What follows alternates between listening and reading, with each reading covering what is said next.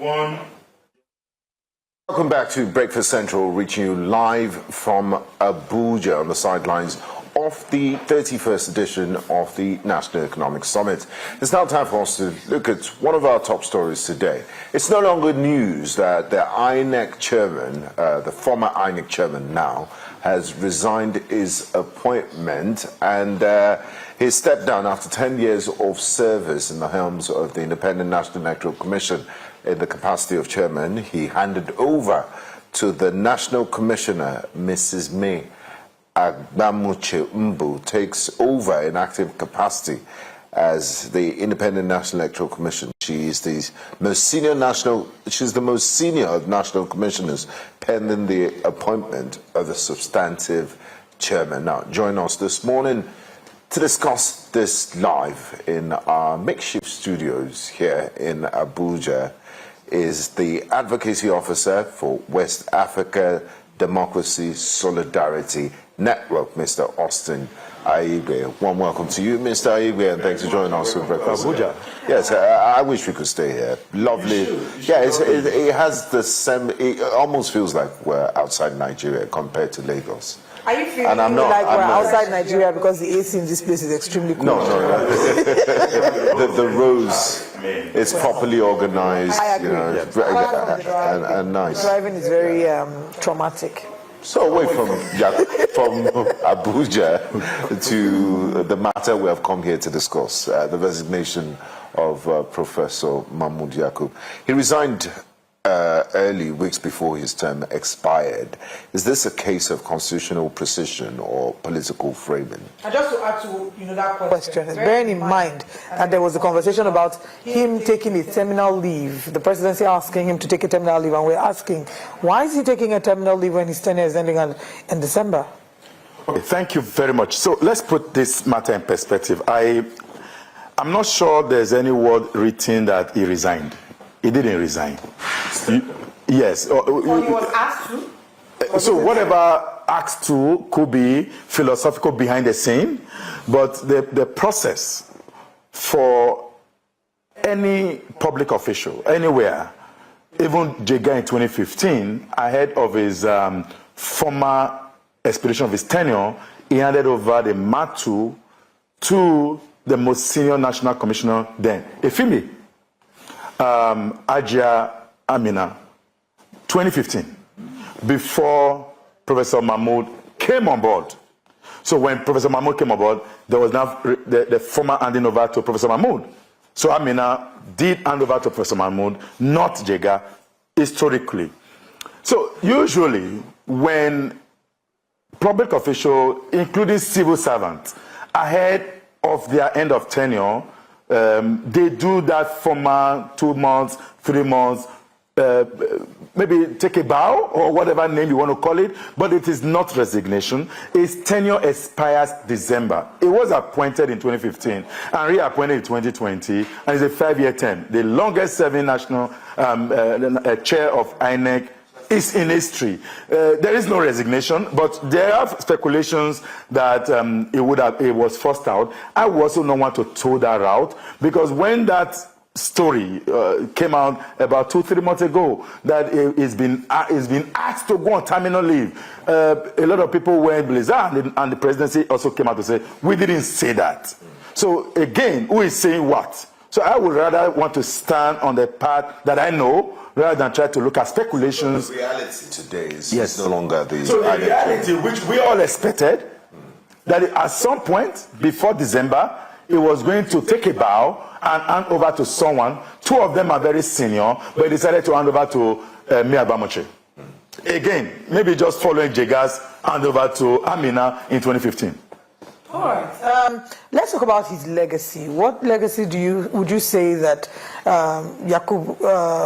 Yakubu is leaving behind in terms of the gains of his time as electoral INEC chairman, as well as maybe the downsides of his time as INEC chairman? And which do you think outweighs the other? The good, the bad, the ugly.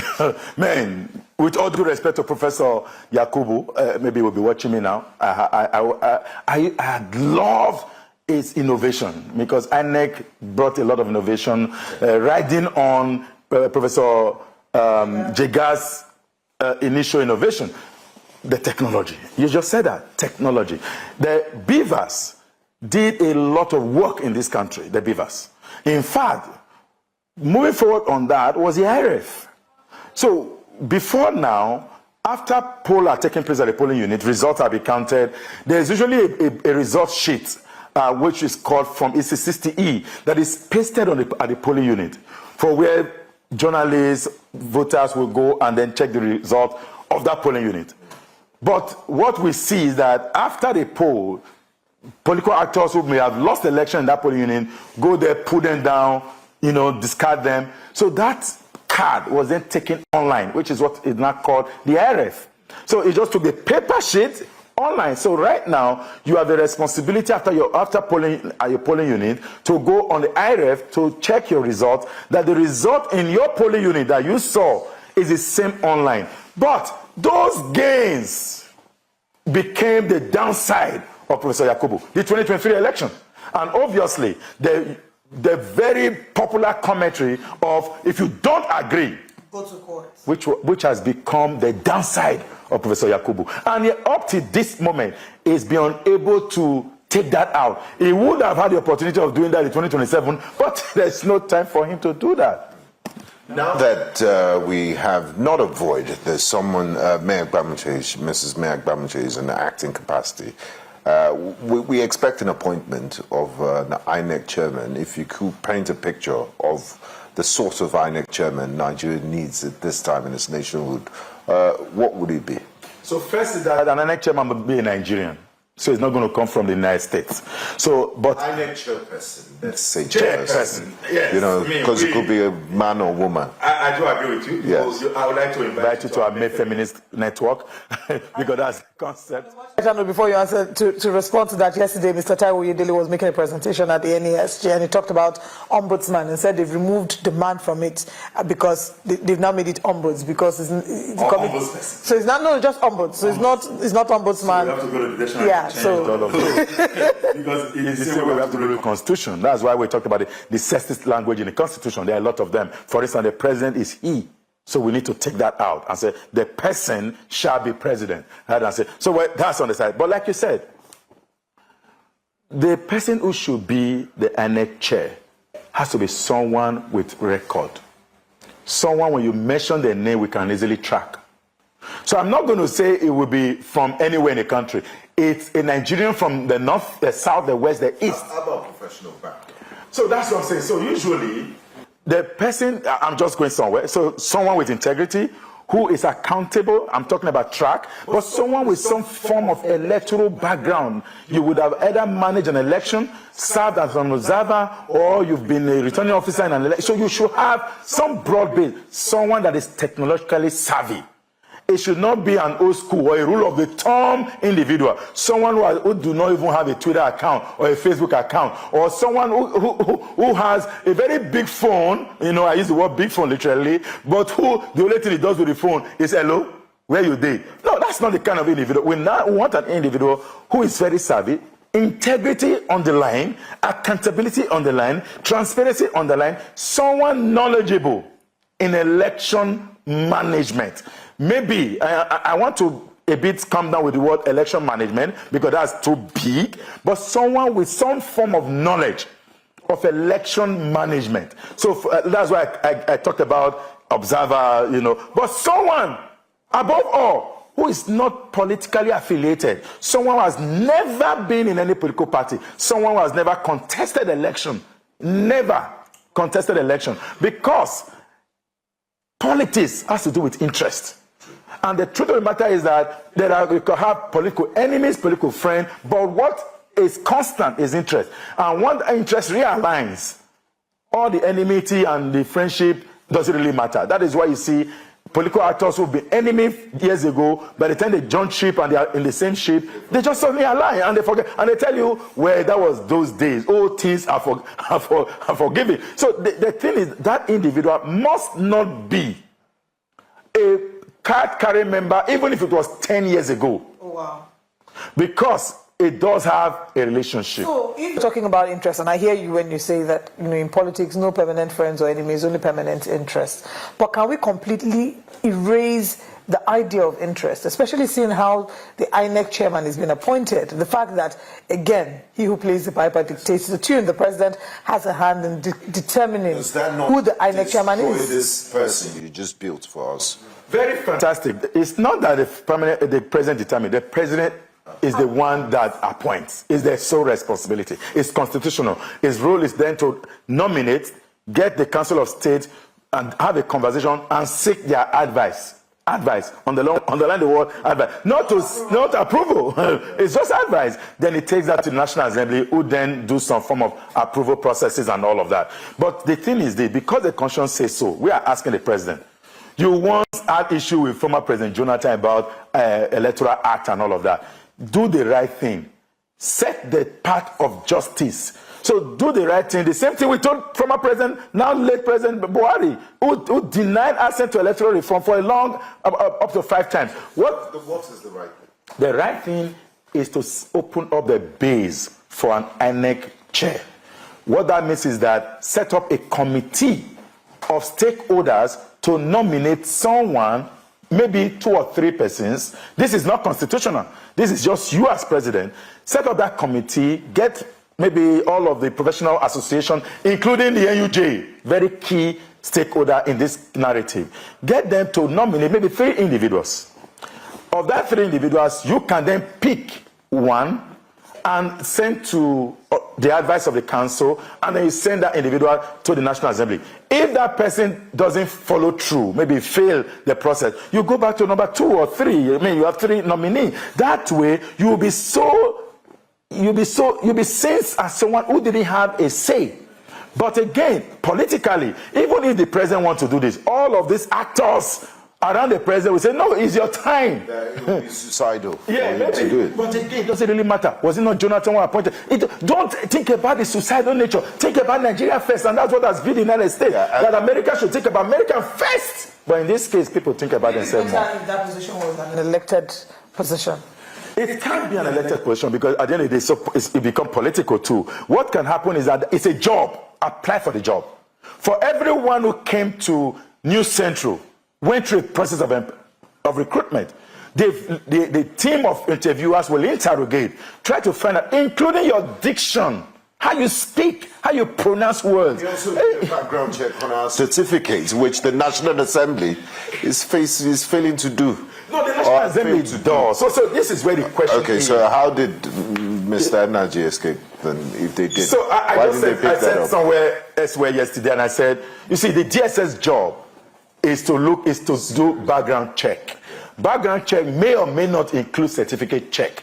Most of the time, they are checking against the backdrop of this individual, against the Nigerian state and Nigerian security. So if this one is fine, and once that person is backed by the president, you don't need to do much. It flies. After all, the same DSS and National Assembly turn down a presidential nominee for minister and then allow one to go. It means that they don't do the thorough job, but the main job is security. I think so. Because again, and that's what I'm actually worried about, this guy resigning. Layer of checks beyond the DSS checking for security. They need to vet those certificates and degrees. I have argued that it is time for maybe there need to be some form of policy framework in which anyone appointed at any level, INEC, ministers, commissioners, their certificate should be public for at least 2-3 weeks. And everyone that has a say should say that now or forever hold your peace. Because it is important to put that on. Because every time we see our elected officials and all of that swimming in, INEC does that very professionally. And once you apply, there's a form you have to fill, you submit your certificate and all of that, INEC publish all of those.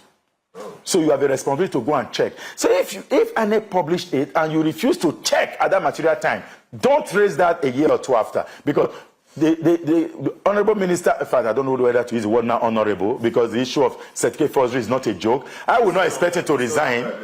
By the way, he's no longer a minister. Yeah, but in this country, once you have been, his act was dishonorable, forging a certificate. But that's what I'm saying. So why is he not in jail?